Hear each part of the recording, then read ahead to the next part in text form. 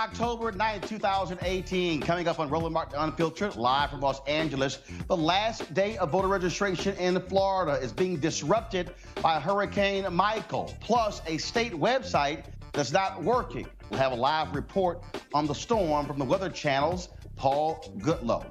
Also, folks, what is happening also there, lawyers, the Lawyers Committee for Civil Rights Under Law, they're actually planning on taking the state of Florida to court if they don't deal with their voting system. A new report on climate change says it will cause extreme drought, wildfires, floods, and food shortages for hundreds of millions of people in just 11 years. Folks, that is in our lifetime. But people of color will bear a great deal of the burden. We'll break it down with a climate expert. Also, the GOP midterm strategy is to scare their people that angry mobs of paid protesters are coming after them. Same thing segregationists said about the civil rights movement. Using race and gender to divide America, will it work? Our panel will deal with Kanye going to the White House, the same White House that is sabotaging the Affordable Care Act by doing maintenance of the Obamacare website during the enrollment period. What the hell is wrong with these people? Cruelty is certainly a feature of the Trump administration.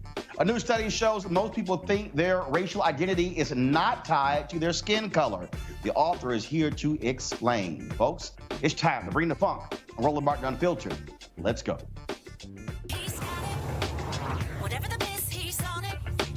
Whatever it is, he's got the scoop, the fact, the find. And when it breaks, he's right on time and it's rolling. Best believe he's knowing. Putting it down from sports to news to politics. With entertainment just for kicks, he's rolling. It's on go, y'all. It's Roland Martin, Rolling with Roland now. He's funky, he's fresh, he's real, the best, you know he's Roland Martin now.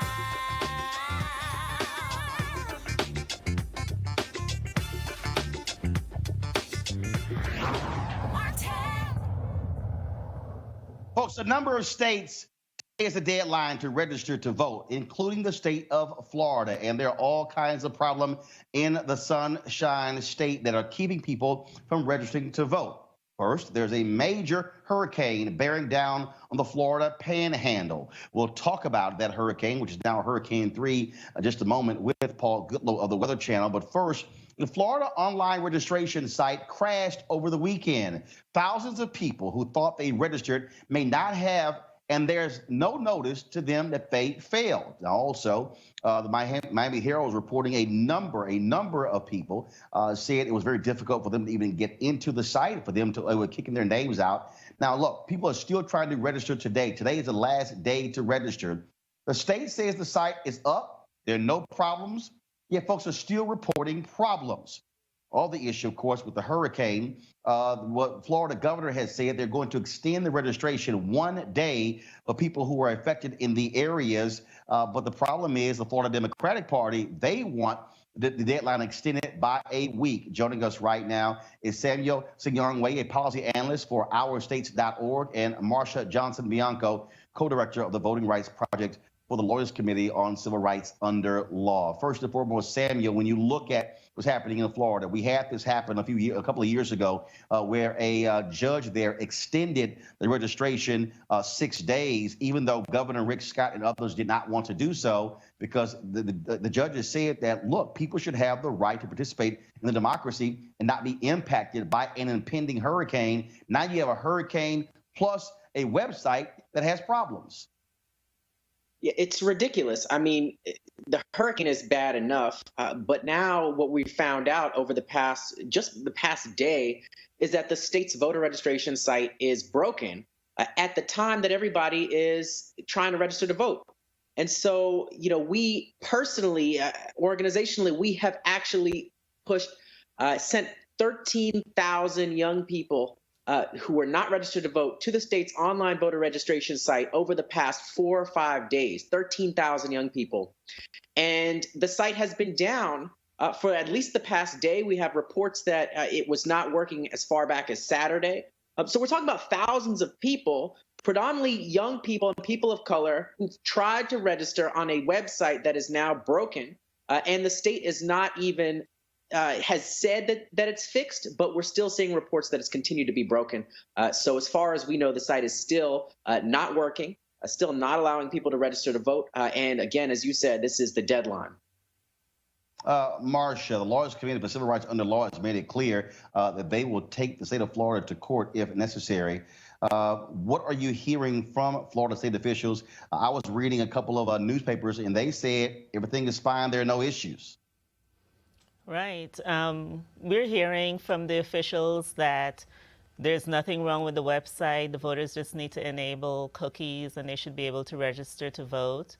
But we're getting calls to the 866-OUR-VOTE hotline that the voters can't register. And so we're asking the state to extend the voter registration by at least 4 days so that voters can focus on evacuating because of the hurricane and still have the opportunity to vote. It should be noted that the governor's extension only relates to paper ballots. Paper registration forms, not online voter registration. So they're not even addressing the problems related to online voter registration, and the extension for paper ballots by 1 day is just not enough when folks are focused on evacuating for the hurricane. And obviously, the website was put up to make it easier for people to update their information so they would not be bumped off. It has been operational a year as of October 1st. And so, what other recourse is there? Are you operating at the behest, frankly, of the Secretary of State and the governor? And so, again, the Florida Democratic Party, they want it extended a week. But again, they're focusing on the hurricane. What you're focusing on, Marcia, has to do with the website itself. Yeah, and I think they're both related because of the hurricane. Folks are not able to focus on registering. This is the deadline to register if the website isn't working, if the state isn't providing the adequate opportunities to be able to vote and providing an extension, then that's the problem. You can't have a resource that is supposed to be convenient for voters but not support it in times when voters on the deadline are trying to register to vote. Samuel? Yeah, we've been focusing more on the website, and that's because this isn't the first time the website has had these types of issues. It had a similar issue during the registration deadline to participate in the primary. And we know people who tried to register, were not able to register online, and did not get the opportunity to vote in the primary because of it. Now we're at the deadline to register for the general, and we're seeing the same exact error happening after they said they fixed it in July. We're seeing the same exact error happening in the state saying that they fixed it again, like they did back in July. And again, the site is not fixed. So that's where we've been focusing. We know, particularly for young people, first-time registrants, that the online registration system is often, the easiest and sort of the go-to place for them to go register. And as I said, there have been at least 13,000 people have tried that over the past 4 days, young people, and have encountered a website that is so dysfunctional. I wouldn't be surprised if folks don't want to ever go back to that website again. And that's exactly how the voter suppression happens and how people get dissuaded not only from registering this time, but from registering in the future. Last question for you, Marcia. Obviously, first of all, have you already gone to federal court, or is that what the plan is? No, we are preparing to use litigation if the state does not do what it's supposed to do. We've written a letter to the state asking them to extend the voter registration, but we're always ready to go to court if they're not prepared to do the right thing. All right, Samuel Sinyangwe, Marcia Johnson Blanco, we certainly appreciate you joining us on Roland Martin Unfiltered. Thank you. Thank you.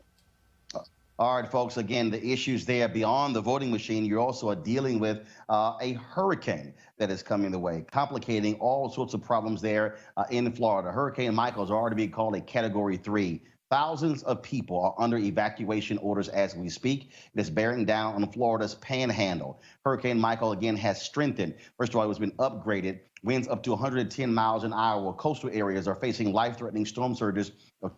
12 forecasters are warning the storm is likely to intensify beyond where it is right now with a lot higher winds. Here to break it all down is Paul Goodlow, meteorologist for the Weather Channel. Paul, how you doing? I'm doing well, Roland. How are you doing this afternoon? So here we go again. We're dealing with Hurricane Michael. We're dealing with what's happening, in Florida. We of course dealt with the hurricane that hit Puerto Rico, that hit the Virgin Islands. Now we're dealing with last year. Now we're dealing, of course, earlier this year, North Carolina. Now Florida is in the way. There's also concerns, potential damage to early voting locations, but also voting locations with election just 4 weeks away.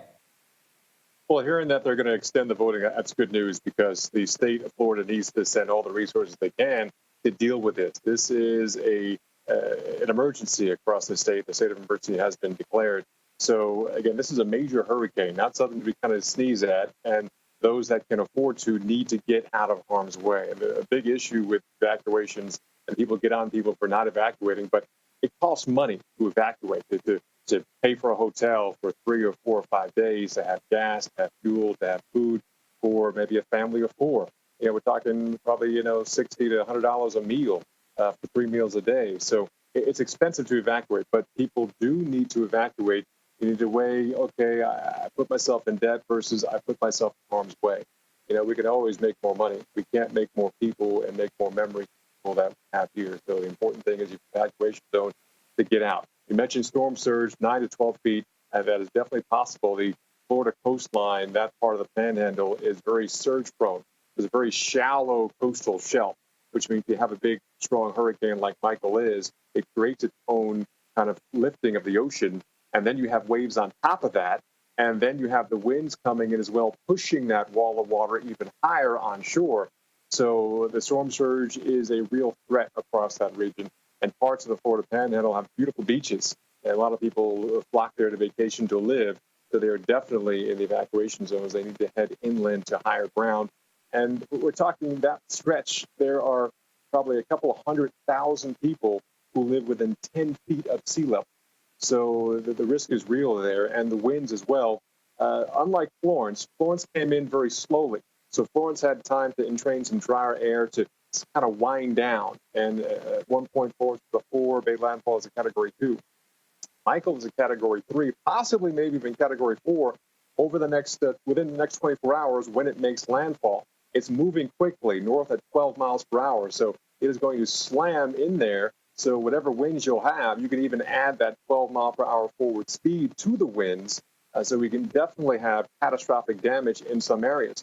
The good news is, unlike Florence or a la Harvey last year, this thing comes in and keeps going. It's not going to stall out. We're not going to have days upon days of rain. But the swath, if you can put that up again, it's going to continue to move northward into Florida, into Georgia, and then into areas that were hit hard with Hurricane Florence, the low country of South Carolina, eastern North Carolina. They can bring that area a couple of more inches of rain, maybe in that 3 to 6 inch variety. Despite the fact that it's moving fast, it still is loaded with moisture and rain, and it could be wrung out there. So we have insult to injury. Many rivers are still running high across that area of eastern North Carolina and eastern and South Carolina as well. So a huge flood concern is up there inland, that's well away from the coastline from where Michael will make landfall. So we're talking now's the time to hopefully if you're in that zone, that you have left, or you have a sturdy structure to ride this thing out. And definitely there's going to be a swath of some damage and some power outages to last maybe a week or so. But the good news is, unlike Puerto Rico, we can quickly get resources in there through the arterial roads around the area. But to hear that people are coming up with a voter deadline, I always encourage everyone to vote. But at this point, they need to put these resources into protecting people's lives and then push the deadline back and then get back to normal. Hopefully in a week to 5 days, things will be back to somewhat normal in that area directly impacted by Hurricane Michael. We can pull that slide back up, Paul, as I look at it right here on my iPad. What is the impact? We're focusing on the Florida panhandle, but what about those folks who are there in Alabama? Because obviously what that red line is, that whole Gulf Coast region right there, certainly those folks are also going to be impacted. Definitely parts of what they call lower Alabama, the Dothan area. It's well to the south and east of Montgomery. Montgomery will get their fair share of cloud cover, some rain showers, and maybe some gusty, strong winds, but nothing unlike perhaps a stormy thunderstorm afternoon across that part of kind of central and south central Alabama. But lower Alabama also will see some pretty intense impacts. Now, the hurricane still remains rather small. So we're talking about a lot of the impacts have always been on the east side and the northeast side of the system. So areas of Tallahassee, maybe even towards Gainesville, might have more impact than, say, in Montgomery, Alabama will be, even though they might be technically closer to the center. But if you look at this map and look at the right side, at the right front quadrant, things rotate counterclockwise.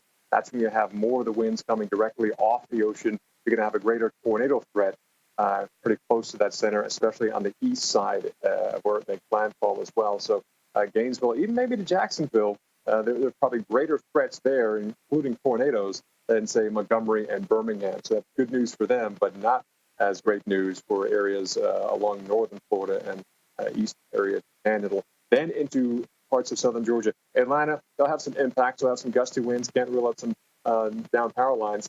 But a lot of people don't realize the geography and topography of this area of the U.S.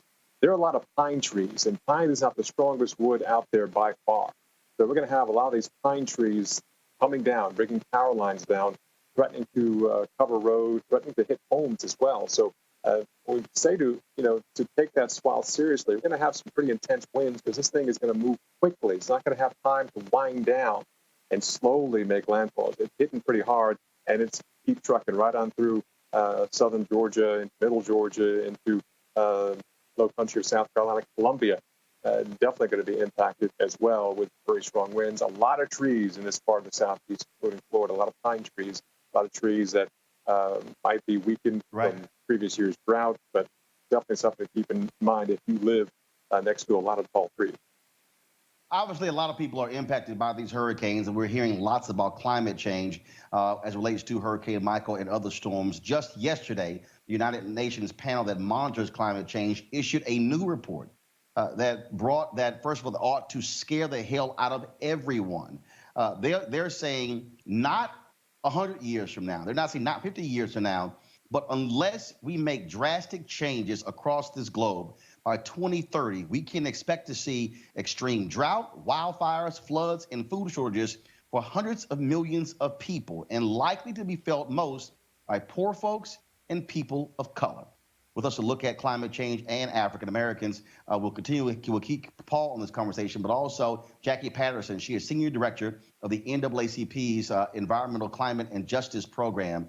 Of course, we also have our panel there as well, Teresa Lundy, founder of TML Communications, Malik Abdul, National Communications Director for the Black Conservative Federation, and Pastor Shannon Wright, the third vice chair of the Maryland GOP. When I look at what is going on with climate change, part of the issue here, Jackie, is that you have this battle between folks who say, look, this is no big deal. This is just going to cost us too much money.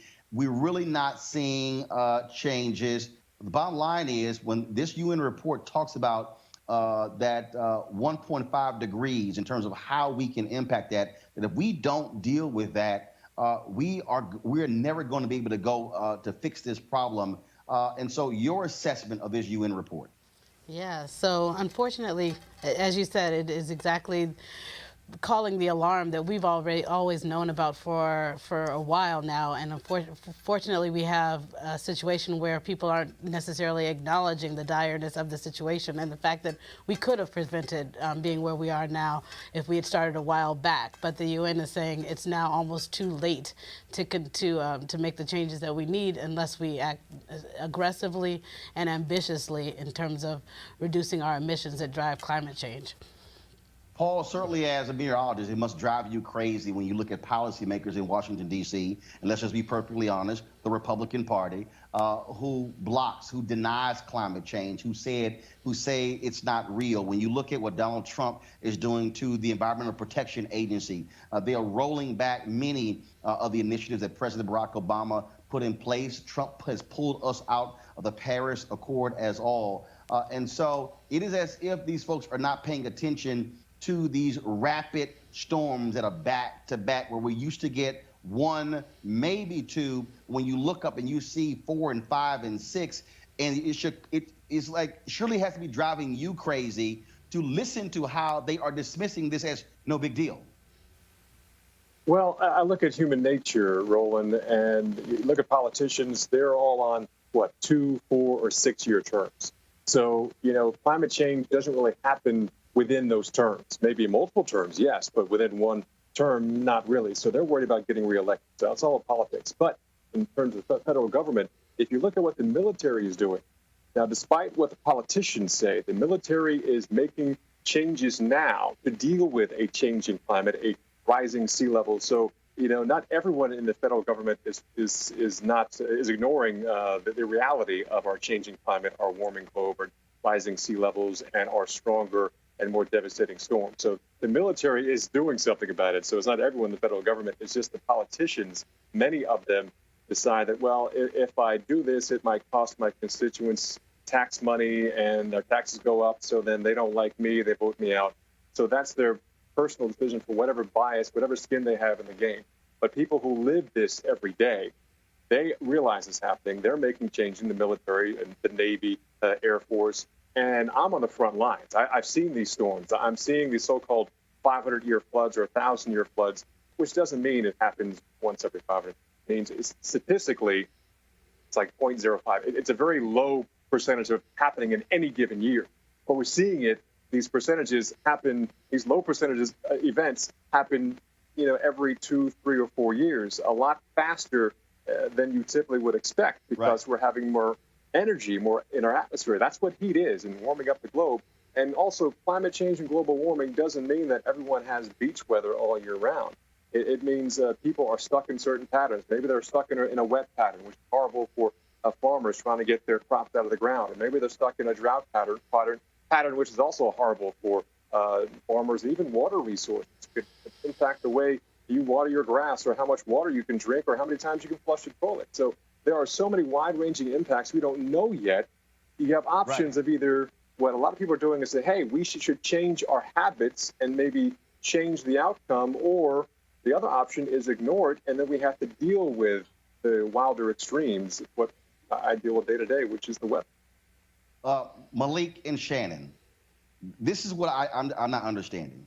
You hear Paul make the point when I hear conservatives say, okay, well, this is going to cost business, it's going to cost jobs, it's going to cost us tax dollars. But the reality is, when these storms hit, it's costing us billions of dollars. And so it's not as if we're not spending this money. And again, there's only one Earth. And so as Black conservatives, what do you say to your party? Acts as if this is no big deal and we should just keep doing what we're doing. Don't make any efforts, any environmental protections. Let's just let Donald Trump run rampant through the EPA, pull out of the Paris Accord, let coal people do whatever they want to do, and then everything will just be somehow perfect and normal.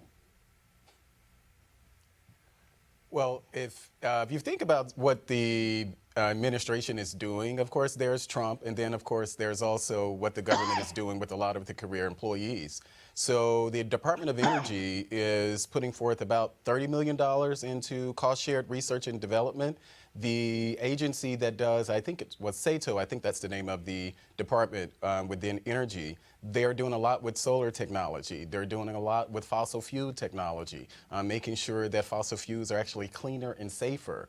A lot of the things that they're doing beyond the research and development, there's a perception that Donald Trump pretty much is the federal government. So if Donald Trump says something, then that means that the career government employees, people who have worked in government for 20, 25 years, whether it's scientists at NIH, or whether they're management analysts at the Department of Energy or any of the other government agencies, the work of the government goes on irrespective of the president. Malik, and so that's a lot of sorry. the things that are doing. Malik, I'm sorry. I'm sorry. All I just heard there is straight bullshit, Malik. But it's true. No, Malik. Let's just be real clear. Mm-hmm. The number of scientists who have resigned from the Environmental Protection Agency is significant. Right. We are seeing a massive attack on scientists in agriculture, in EPA, and also in the Department of Energy. When you say $30 million, we have pulled out of the Paris Accord. When you had the Trump administration came into the White House and literally was saying, show me all of the people who are attending these climate conferences. And they have been targeting these individuals. Shannon, I get spin, but let's just be real here. What the Trump administration is doing, it is stacked with lobbyists from the oil and gas industry. Trump is touting coal, coal, coal. You can say clean coal all day. It doesn't exist. The bottom line is this administration is rolling back in a huge way the environmental protections, and America is not leading the way to address what this climate report is actually saying, Shannon. I can't really argue with you on that one. You know, years back, you saw what happened in New Orleans with Katrina, and then it was some years, and there was Irene, and then Sandy, and then the last couple of years, every year there's been some named storms that have done some damage. I live in Baltimore because we lost our house in New Jersey from Hurricane Sandy. So I understand what the party says, but I understand how it affects the people in the community. Personally, I drive a hybrid because I'm not a scientist, but I know when I see things changing over time, if it walks like a duck, if it talks like a duck, I don't have to wait for it to quack in my face. So, Teresa? Well, I agree. I think what we see right now is the Trump administration is trying to save money. I'm not sure why they're targeting the environmentalists, but I think it's obviously time to stop it because, again, lives are in the trenches, are being hurt daily. And I think, again, we need to find solutions in order to actually transcend this actual problem.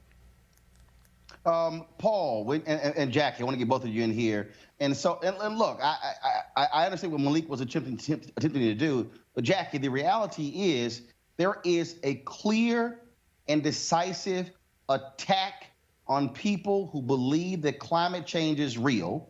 You've got Republicans on Capitol Hill who are in denial about climate change. They control the House, they control the Senate, they control the White House. And so they are not leading on this issue.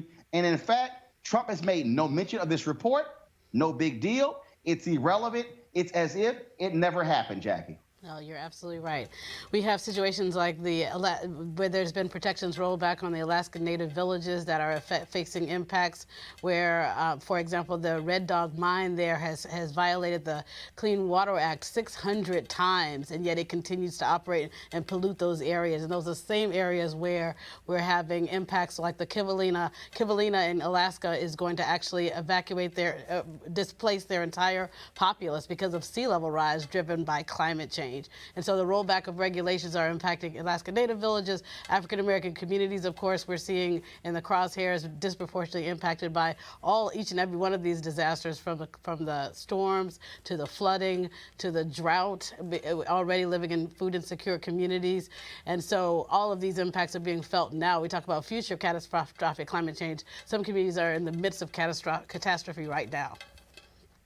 And Paul, look, this impacts Black people. When you look at what's happening with environmental racism all across the country, we are impacted. At the end of the day, look, the people who are most at a disadvantage will be greatly impacted by climate change. Your final comment on this topic. Well, you know, figures don't lie, but liars do figures. Now, I'm a scientist. The figures show that, yes, our climate is changing, our Earth is warming, and like the UN report said, we're going to have irreversible impacts if we don't do something and change things now. And think about back in the 60s and 50s, you know, smoking was the norm. And then eventually they put warning labels on the cigarette packet. Why? Because people linked smoking with cancer, smoking with birth defects with pregnant women. You know, what will it take for, you know, the masses to say, you know what, we need to be protected from this. We need to do whatever it takes. Yes, I know there's a big push and a big fight by big tobacco to stop that. But, you know, the human interest, the safety of the population won out. So it's a matter of, in my opinion, getting people who have that same mindset. Not all politicians are scientists. Some of them are. But when you have 95% of doctors saying, if you smoke, there's a good chance you'll get cancer, and then just 5% saying, There are people who smoke all their lives who don't get cancer. What are you going to do? Me? I'm going with the numbers. I'm a scientist. I'm not smoking, and also I'm aware that climate is changing, and if I can, I will choose a greener choice than a non-green choice for the future of my children and their children. All right, then, Paul Goodlow, we certainly appreciate it. Thanks a lot. And, Paul, do me a favor. Next time you come on Roland Unfiltered, take that damn Texas Longhorn photo off that wall. You know how I feel about the Longhorns. Black and burnt orange don't go together. If I move my head, there's the national championship score there, 41-38 USC. That was. You said Florida, what? University of Florida? Okay, whatever. No, USC. Oh, I got you. Yeah, that was sort of like what when Bush was president.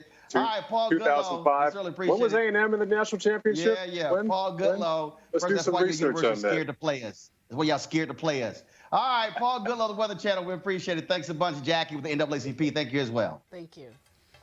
All right, folks, the Republican Party, they decided that running on the so-called accomplishments of Donald Trump really ain't going to work. So they've said, we've got a bunch of angry mobs running around trying to take over America, and they're all paid protesters with money coming from George Soros. He is pretty much like the biggest boogeyman for the Republicans. But a lot of this also, frankly, are some anti-Semitic attacks on George Soros, who is, of course, Jewish. Now, what they're saying is very similar to what segregationists said during the civil rights movement when they said these angry mobs of black people are going to come out here agitating for change, and they were getting money from these Jewish folks.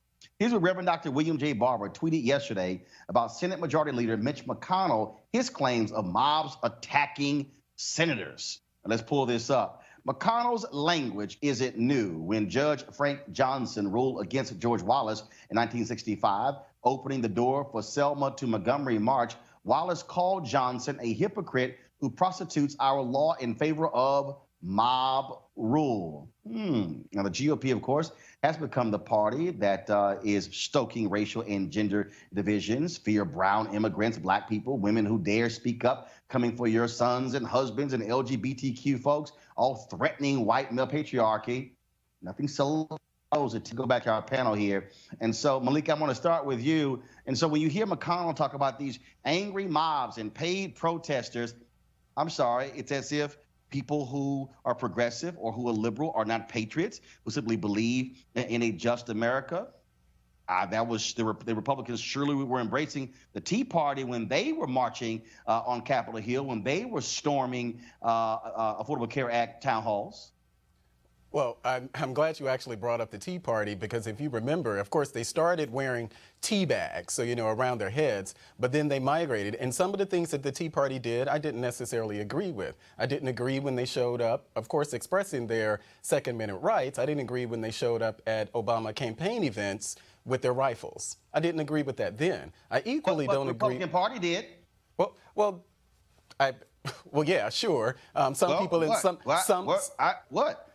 Some people in the party did, but I think it's disingenuous to say that everybody in the Republican Party supported everything that the Tea Party did, just like everyone. No, hold up. First of all, I didn't say that. What I did say is that the Republican National Committee and those individuals who want to be in power had no problem at all with what Tea Party folks were doing, because what they felt is that what they were out there was driving up the poll numbers of people who were against the Affordable Care Act. They were fully embracing of those things. Yes or no? Absolutely. And it's the same thing that we have now. It's the same thing that we have now going on the Democrat side. When you look at the endorsement. But was that mob rule with the Tea Party? Well, we didn't have, I don't recall the Tea Party actually showing up at events where Obama officials were. I don't recall the Tea Party actually going to commencements and booing secretaries of states. I don't recall the Tea Party going into restaurants, accosting people at restaurants. I don't recall them kicking them out of restaurants. These are things that are happening now, and I think it is fair. Of course, it's strategic. Both sides do it. I do recall the Tea Party folks spitting on a civil rights legend like Congressman John Lewis and others as they were going into the U.S. Capitol. I recall that happening. Well, yeah. So some members of the Tea Party may have done something like that, but if okay, I just want to make sure that we're recalling that. But you bring up John Lewis. I think it's also important to realize that if you're talking about rhetoric, even in I think it was when he was running against Obama, it was John Lewis who actually referred to who made the comment that who was that McCain would actually take us back to the days of George Wallace standing in the schoolhouse door. Mitt Romney was a sexist. Everyone disliked Mitt Romney. You know, he was the binder full of women. And these are attacks that Democrats actually ledge on Republicans during that time. What's so Teresa? I think it's something that happens all the time. Malik, I get your point. But Teresa, here's the reality.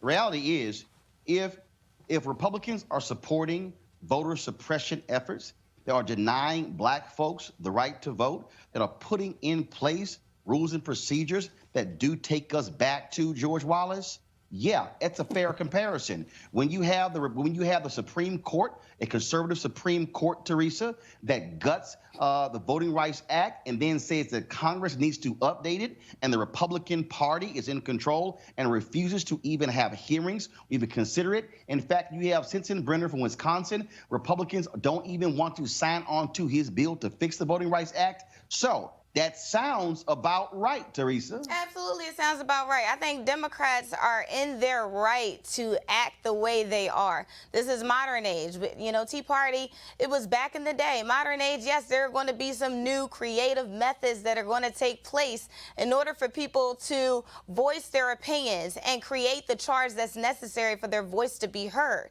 I think right now what we're seeing, yes, you know, we have our legislators actually now, for me, in a millennial sense, taking a stand, and they're telling people, look, when you see them, approach them, because it seems like the message is not getting through. When we knock on their doors or when we call their elected office from the Senate to the Congress, who's unavailable? The elected official. So then we get the staffer or the intern, and then, you know, you expect people to be in a solemn state. I don't think a solemn state is where we are. This is the state that not only the Democratic Party, because as we have seen in many rallies across the state with the Trump administration and so on, people are out of control on both sides. So again, it needs to be a balance of professionalism, but again, we're in different times.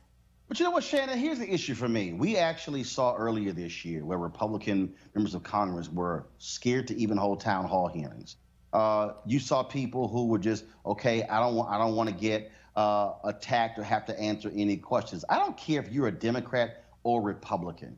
You are elected to office by the people. The least you can do is actually hold a town hall of your constituents and have to answer their questions. And so people are complaining about folks who were, knocking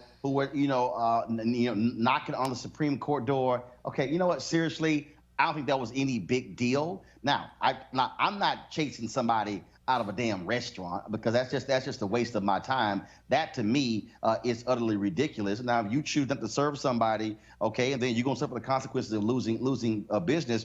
But the reality here is Mitch McConnell acts like he doesn't want any dissent whatsoever. Dissent is the basis for this country. It was founded on dissent. That's true. I'm old enough to remember bad behavior and acting out on both sides. I don't care what party you belong to. There's a certain way you should be handling yourself and a certain way you should be acting, especially if the younger generation, the millennials and beyond, are looking to their, quote, elders for how you react and how you respond. So when I see the Democrats in this particular case acting a certain way and acting out, it's not cool. But by the same token, when I saw the different protests on the Republican side against President Obama, that wasn't cool either. If we want to get to the issues at hand, the things that our country needs to face, let's cut all the bull and the drama. Let's keep it to the issues on both sides. Speaking of issues, I want y'all to respond to this ad that Republicans are running against a brother, Antonio Delgado, in New York. Check this out. Who am I? I'm Antonio Delgado. I was raised to believe you're supposed to love your neighbor. I'm an attorney. fighting for what's fair and just. Gotcha, sweating this like you having sex to a porno flick. We owe it to our country to restore the American dream. Criticize is what a patriot does. God bless our rap, bless our rap, bless our rap, bless our rap. Who am I? I'm Antonio Delgado. The NRCC is responsible for the content of this ad. Now, the NRCC is a National Republican Congressional Committee, Malik. Now, they want to portray Antonio Delgado as some dangerous, scary rapper. You notice they left out he's also a Rhodes Scholar. He was a rapper for about as long as I was a professional football player. Didn't happen. I mean, the guy was, if you want to call him a rapper, okay, that's great.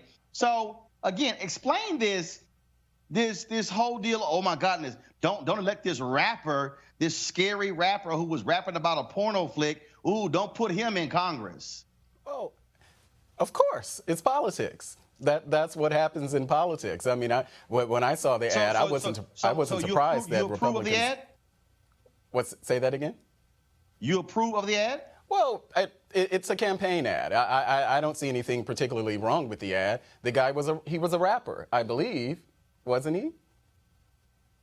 Teresa? Horrible. Horrible, horrible, horrible. Okay, so let's be very clear. Again, he is a Rhodes Scholar, so we need to talk about his credential. As a Rhodes Scholar, one, as an African-American male, two, and lastly, as someone, as a black man who is running as a candidate for his community. Yes, he had a job and a position to, express himself. But I think that political ad was actually geared to the point of, look, this is the person that you're rapping. As soon as he takes this suit off, we're going to see the real him. But, I mean, let's be very clear. He is an educated African-American male. He is running to fight for his community. And, again, this is, unfortunately, Brother Malik has said, this is a political ad.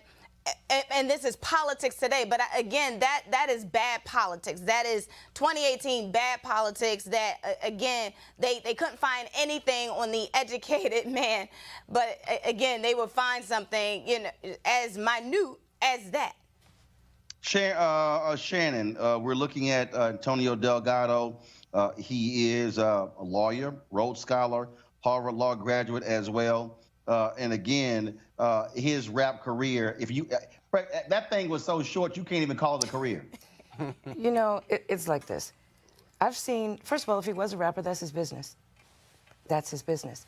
I've seen folks go from wrestlers Hold up. By the way, politics. Shannon, there's a dude who raps who's going to be at the White House for lunch with Trump and Jared Kushner there you go. On Thursday. So I've heard.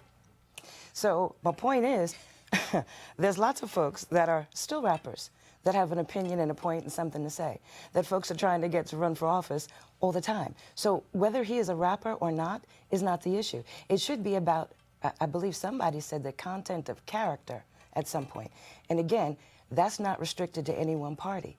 Content of character. When you go around and you do some character assassinations, that's bad politics, and I don't care which party it's from. It's bad politics. These are the folks that are going to be responsible for how much money comes out of your pocket for taxes, the type of health care you have, the type of education that your children have. And if those decisions for who's going to represent you are not based on content of character, you got a problem before Jump Street. All right, folks, like I said, voter registration deadlines that are coming up. If you are of age, we want to make sure that you are registered to vote. Here are the last days to register in the next 5 days. October 10th, folks in Missouri, that is the last day for you. In New York, North Carolina, and Oklahoma, your date is October 12th. Delaware, you have until October 13th to register. Virginia, October 15th.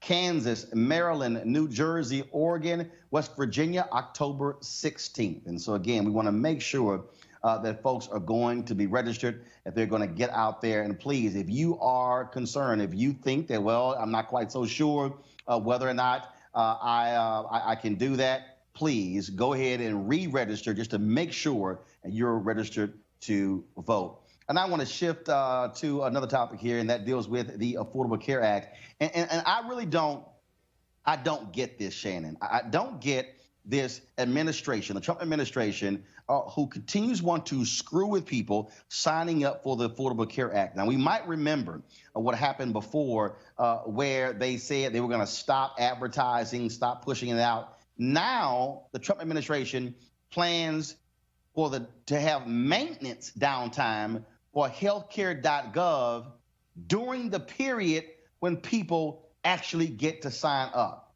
I'm sorry. I don't care if you are Republican. I don't care if you oppose this. To prevent people from getting the Affordable Care Act, care their lives, is shameful and despicable by this administration. Again, I can't argue that point.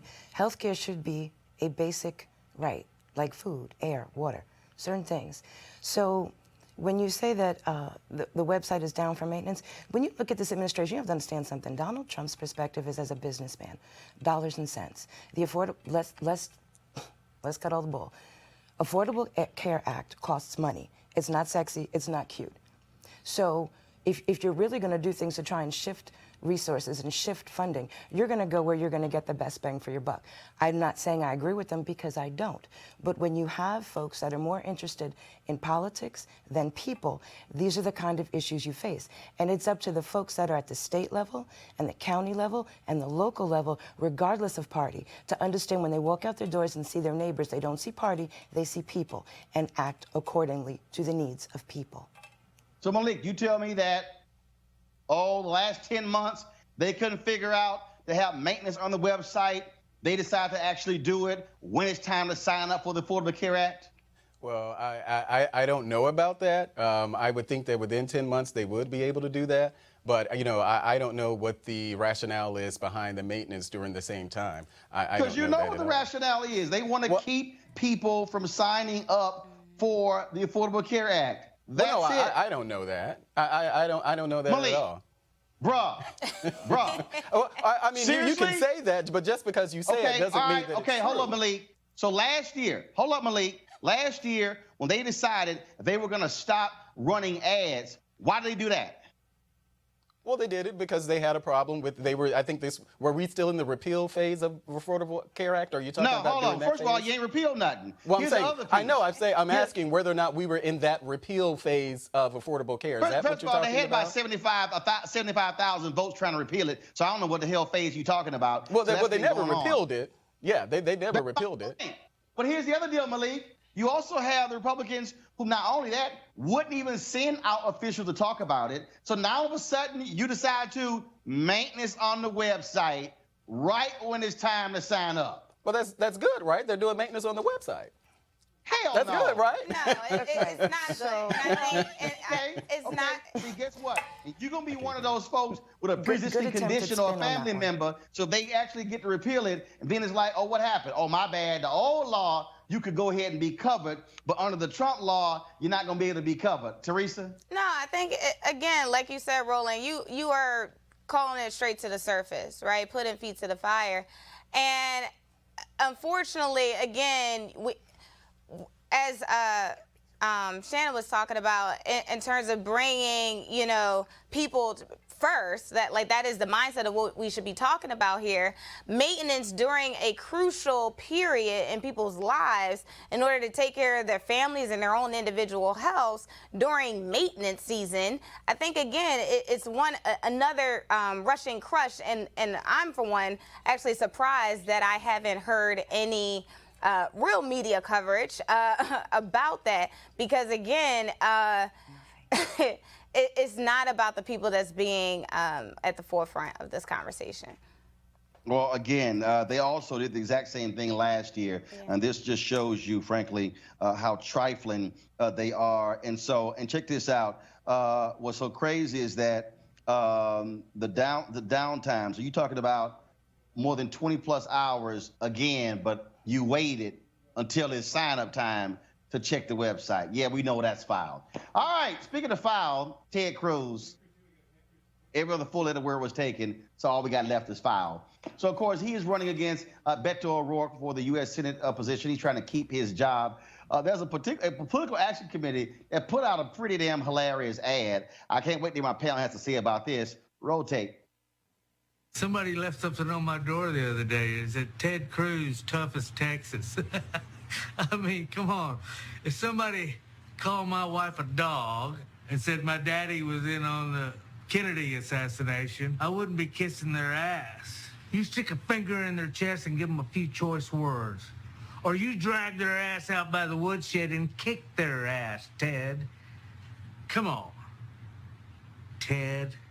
Political ad paid for by FTC PAC, not authorized by any candidate or candidates committee.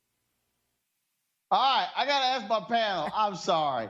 I get politics. I get you want to sit here and embrace Donald Trump, but I'm with that ad. You talk about my wife, call her a dog.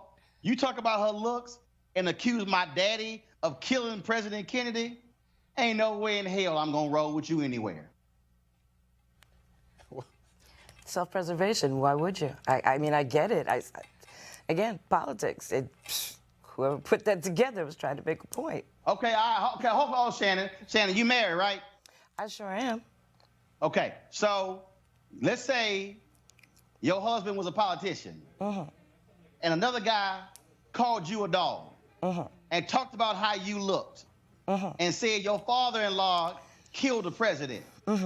And then your husband come home and say, well, baby, I got to go ahead and, I got to roll with him. I got to campaign for him.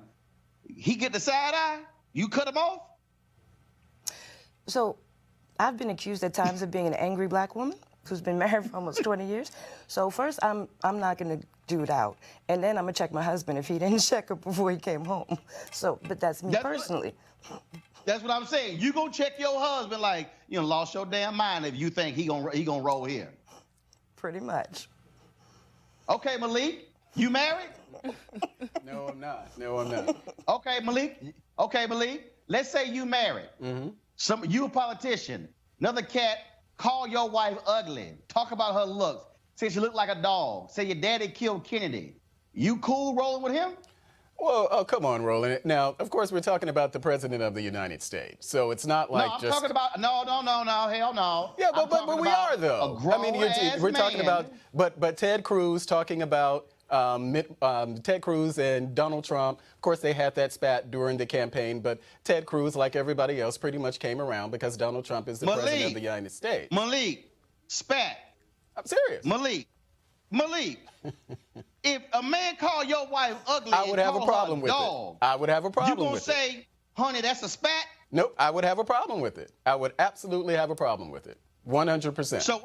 So what I'm saying is, you would be rolling with him, trying to suck up to him if he talked about your wife like that, huh? Well, I don't know. Look at the things that were said about Obama, by the Clintons and others during that 2008 election. Obama came back around like everyone else did. Any of the Clintons call Michelle Obama a dog? That wasn't happening. No, they didn't call Michelle. They didn't call Michelle Obama a dog. No, they didn't call Michelle Obama a dog. Malik, did any of the Clintons talk about Michelle Obama's looks? No, they didn't. Malik, did any of the Clintons say that Obama's daddy was involved in the assassination of a U.S. president? No, it was just Bill Clinton, remember, said that a few years back, Obama would be serving coffee. You remember when he said that? And when he also said, Teresa, go ahead. Well, it's true. No. But it's true. So this is another example, and I'm glad this is another example that I'm glad that commercial actually pulled out, that Senator Ted Cruz has no backbone. He hasn't had a backbone when he was running for office. The people, his constituents, saw that he had no backbone. I mean, he again was for me a sitting duck senator, in accordance to some of his policies, but really when he decided to run on the national front, everybody got to saw the true Ted Cruz. And he had those two grand opportunities to stand up for the one person who's been in his corner, and he decided to not. And so for me, I think he stood by his wife. He stood by his wife. Okay, he stood by his wife. Wait, what? You're right, Malik. But he stood by his. I've never heard of any problems. Hold up, Malik. You're right. He stood by his wife. Great. He didn't stand up for his wife. There you go. Stand up. It's semantics. Stand up. Stand by. We're talking about the same thing. He didn't stop supporting his wife. He criticized the president when he said it. He was very visceral in his criticism. How long did it take him to criticize his wife? I mean, so is either he didn't criticize. Let me help you out. Malik, Yes. let me help you out. We standing here. My wife right next to me. Somebody walk up and slap my wife. I go, baby, you okay? Did that hurt? And then you going after them, right? Now, hold up, Malik, hold on. That's called standing next to your wife. Right. Somebody walk up to your wife and slap him. Then you beat the hell out of them. That's called standing up for your wife. Right. It ain't semantics. Teresa, go ahead and finish your point. No, I think, look, right on, Roland. But overall, again, you know, what the state of Texas need, they need a senator who has their best interests. It's consistently, you know, with Ted Cruz, he's dropping the ball. He's not taking part in the necessary legislation for his state. And it's evident, you know, it looks like he is one of those get along to be along type of guys. And the people are tired of it. I think, you know, again, showing a older white male, probably in his 60s or 70s, was the right approach, because that is his constituent base that is like, look, we're tired of you sitting in this seat and not doing any work for us. We're tired of you, again, your wife is pushing you around on camera, and we're tired of you not even standing up for her. So again, you know, for me, I mean, it was evident even on the campaign trail, even to today. That's not true. Definitely factual. But It's not true, because he criticized Donald Trump. Everybody knows that he criticized Donald Trump for how he responded to his wife. And how long did it take him to criticize? Okay. Well, he's a politician.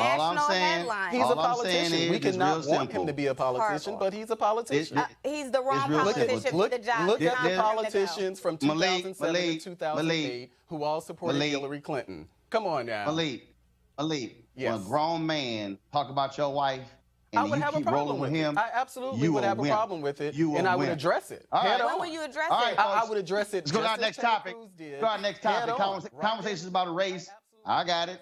Y'all can keep on going with that. Conversations about race in the age of Trump have become more frequent, and of course, and more contentious. But race, according to a recent study, is about more than skin color. It's not just a black and white issue. Does biology determine your racial identity or your race? Here to discuss that is the author of this study, Alvin Tillery, director of the Center for the Study of Diversity and Democracy at Northwestern University in Chicago. Alvin, so explain when you say that it could be about biology. What does that even mean? Well, Roland, thanks for having me on. You know, most Americans walk around with a sense of their racial identity that's rooted in biology and genetics. We have this in our common parlance. You know, black people cannot do well in math because of a sort of genetic thing. I'm sure you remember the fast twitch muscle explains why blacks are better at track, or white men can't jump. So we live with this sort of biological conception of race in our society. And so what we wanted to do in our study is to see how much these old ideas, because, you know, frankly, the idea that race is determined by biology is what launched the slave trade. Europeans felt that if they brought people with dark skin to the United States to work in their fields, they would be more successful as slavers, because they thought that blacks could work and toil in the sun better than whites. And so what we wanted to know is how much are these old ideas present in our society in a time when you have President Trump fanning race relations like no modern president we've ever seen. And so that's what the goal of the study was. And how prevalent are these ideas? They're less prevalent than we thought. I mean, frankly, when I started to partner with Joanna Mountain, who's the chief science officer at 23andMe that sort of co-sponsored the study, we believe that about 2/3 of Americans would have really a strong commitment to the idea that your genetics or biology determines your race. But we actually found the opposite. Only about 1/3 of Americans overall are committed to the idea that your race is determined exclusively by your genetics. And, you know, that's across racial categories. Whites are more strongly committed to the idea. About 4 in 10 whites believe this, and about 3 in 10 Asian, Latino, and African Americans believe this. And so that's good news. It's one of the few sort of, you know, good news pieces of data that we've had about race relations and survey research for a very long time. And so we're very excited about the finding. And so what do we then do with it? And so what is the path forward? What does it look like?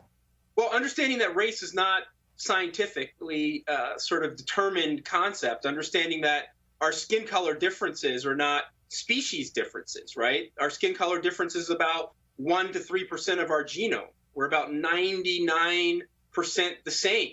And so understanding that gives you a lot of power to undo the work of racists. It means that all of the divisions that we see in our society are sort of socially constructed. They're constructed through politics. They're constructed through our markets, through capitalism. And that means that we can fix them if we turn our attention to them and we sort of try to fix them as a society. And so it's just one less area where we have to do heavy lifting, to convince people that we are, more alike than we are different, and we should have a just society where everyone is equal. And so, we have to think about it from the perspective of numbers. So what does it mean to say a third of Americans? So that's about 80 million people do believe that it's strongly connected to biology. And so the scientists on our research team are very upset about this. They think the number should be down 1 to 2%. And so, that's what we need to work toward as a society. All right, Alvin Tillery, we appreciate it, man. Thanks a lot. Thank you, Roland. All right, folks, time for hashtag HBCU Giving Day. Our university today, roll the tape.